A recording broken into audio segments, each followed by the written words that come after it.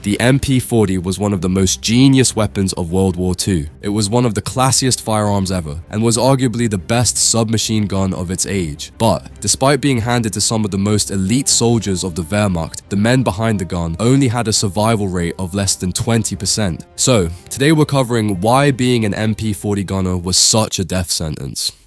The MP40 was invented due to two brutal flaws with the older MP38, which got hundreds of Germans killed in Poland. When the invasion of Poland began in September 1939, the MP38 went into combat for the very first time, and it began killing German soldiers before they even had contact with the Polish army. You see, the MP38 had no real safety worth speaking of. The only thing keeping the bolt in place was a small notch cut into the receiver, and if the weapon got knocked against the side of a vehicle or dropped hard on its stock, the bolt could travel forward on its own and fire a round into whoever or whatever the barrel was pointing towards. German soldiers called it jar fire, and multiple accounts from the Poland campaign confirm it was happening regularly in the field, causing friendly casualties before a single enemy had been properly engaged. The army tried patching it with leather harnesses and field modifications to hold the bolt forward, but those were improper stopgaps. Beyond the safety problem, the MP38 was a manufacturing disaster. Nearly every component was machined by hand from solid steel, a slow and expensive process at a time when Germany needed tons of weapons by the hundreds of thousands. So,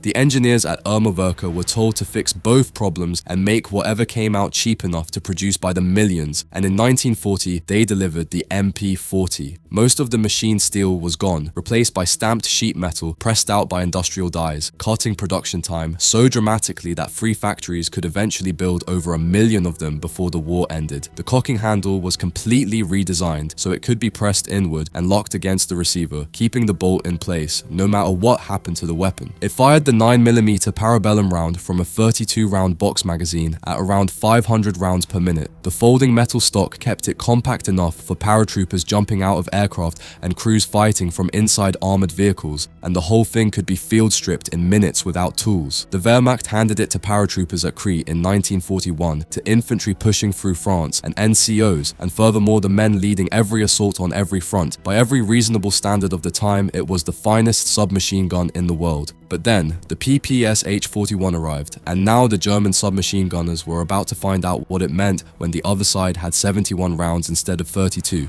If you carried the MP40, you were the one to go first, every single time. And it didn't matter whether that was into a building clearance or a rubble-filled street, the rifleman stood further back and waited while you went in, because the MP40 was perfectly short for narrow spaces and had a high cyclic rate of 550 rounds per minute. In the early phase of Operation Barbarossa, on June 22nd, 1941, the weapon performed well enough. The Soviet resistance in those first weeks was often chaotic. Whole divisions were caught off guard and badly led after Stalin had purged more than 35,000 senior officers before the war, and German infantry moved fast and encircled entire Soviet armies in a way that kept engagements at the ranges the MP40 was perfectly built for. But by October 1941, the advance had stalled outside Moscow, and then in November, the temperature dipped to sometimes minus 20 degrees Celsius. German lubricants had not been made for the Russian winter, and at minus degrees, the MP40 mechanism froze solid. Some soldiers were even heating their weapons over open fires before going into action just to guarantee they could fire at all. On the other side, the Soviet troops had been issued weapons and equipment designed from the ground up to function in exactly these conditions. By December 1941, German frostbite casualties were exceeding combat casualties, and the army that had torn across Europe in a matter of weeks was barely holding on. Then in 1942, the problem got way worse in a way nobody had fully anticipated. Before the war, the Soviet Union had made a catastrophic decision to stop producing submachine guns, deciding they were niche weapons not worth the factory space. By 1942, they had reversed that decision completely,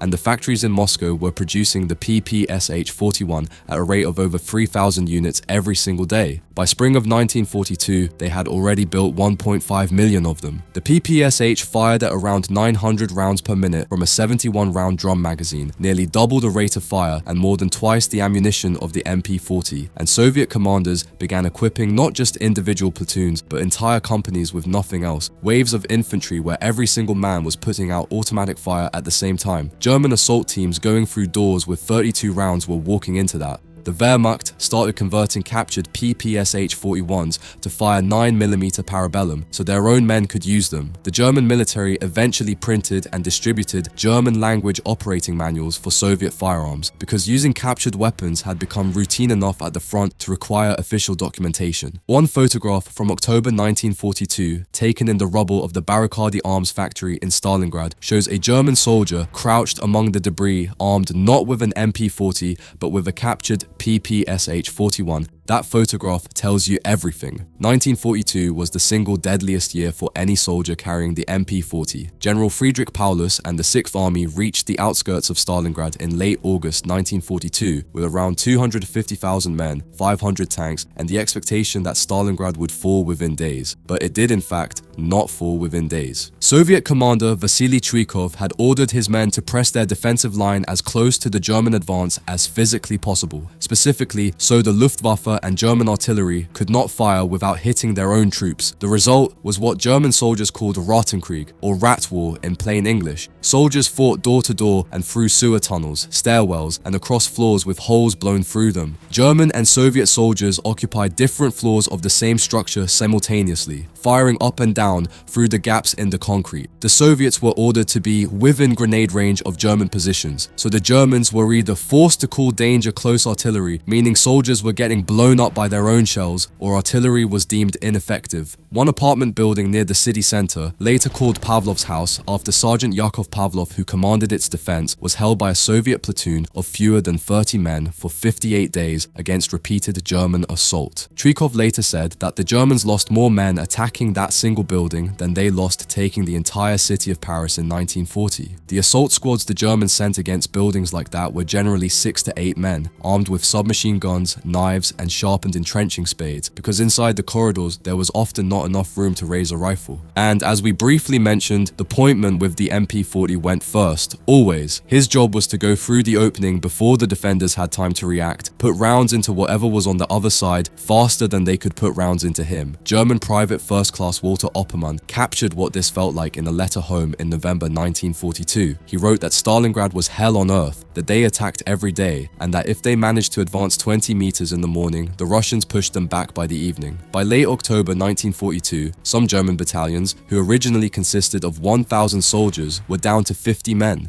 The 6th Army was burning through replacements at a rate that supply lines could simply not match, and many of the men arriving as reinforcements had a few weeks of training, sometimes less, before they were pushed into the assault squads going through the doorways. Here the MP40 began failing in ways very specific to that environment. The open bolt that made the weapon cheap and fast to build left a gap in the receiver through which concrete grit, powdered brick, and frozen moisture could work into the mechanism and lock it solid at the moment it was needed most. The PPSH-41 had chrome-lined internals and deliberately loose tolerances, built so that debris passed through without catching on anything, and it kept firing in the hell that was Stalingrad. The battle ended in February 1943, and of the 6th Army's roughly 250,000 men, 91,000 were alive to surrender, and you can bet on only a few MP40 gunners being alive by that point. But despite the MP40 seeming obsolete by 1943, the German army began building a predecessor, and it would become one of the most legendary firearms of the whole war. At ranges beyond about 100 meters, the MP40 was outclassed by Soviet riflemen with Mosin-Nagant bolt actions. At ranges under 50 meters, entire companies of PPSH-41s outgunned it on volume alone, and the Karabiner 98K, the standard German infantry rifle, was accurate and hard-hitting at range, but too long and too slow to cycle for the rooms and corridors where the Eastern Front was actually being decided. The engineers at CG Heinel in Suhl, working under Hugo Schmeisser, had been developing a selective fire carbine since the early 1940s built around a new shortened cartridge, the 7.92 by 33mm Kurz, that sat in power between a pistol round and a full rifle round. It could fire automatically in a stairwell and hit a target accurately past 300 meters in the open, one weapon for both situations that had been killing German pointmen for 3 years. But Hitler decided to reject it. He had served in the trenches of the First World War and had firm views on infantry weapons, and he believed introducing a new cartridge would pull production capacity away from the millions of standard 7.92mm rifle rounds already stockpiled and committed across the European theatre.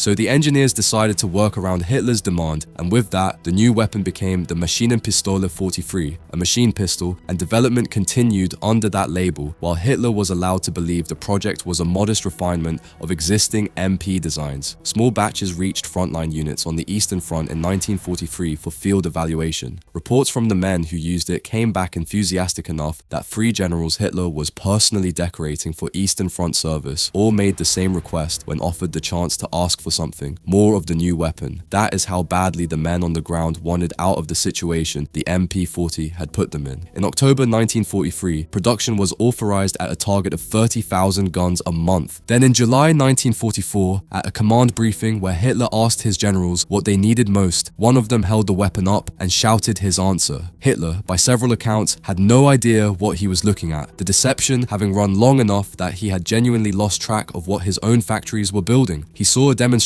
and renamed it himself from MP43 or 44 to Sturmgewehr, meaning storm rifle. It fired at around 500 rounds per minute from a 30-round curved magazine at a muzzle velocity nearly double the MP40, and a soldier could switch between semi-automatic and fully automatic with a single lever, reach accurately past 300 meters in the open and clear a room in the same breath. Around 425,000 were produced before the war ended, against an order for 1.5 million and original plans for 4 million. Germany lost the war before production could reach the numbers that might have mattered, but the weapon had proved a concept that no army that saw it could ignore. A selective fire rifle firing an intermediate cartridge from a high-capacity magazine, accurate at range and devastating up close, was what infantry had needed all along, and every major military that came out of that war understood it. The United States spent the next decade developing what became the M14 and eventually the M16. Britain, France, and Germany itself all followed the same path. And the Soviet Union, which had captured STG-44s by the crate load moving west through Germany in 1945, put a sergeant named Mikhail Kalashnikov to work. The AK-47 entered service in 1947 and more than 100 million have since been produced,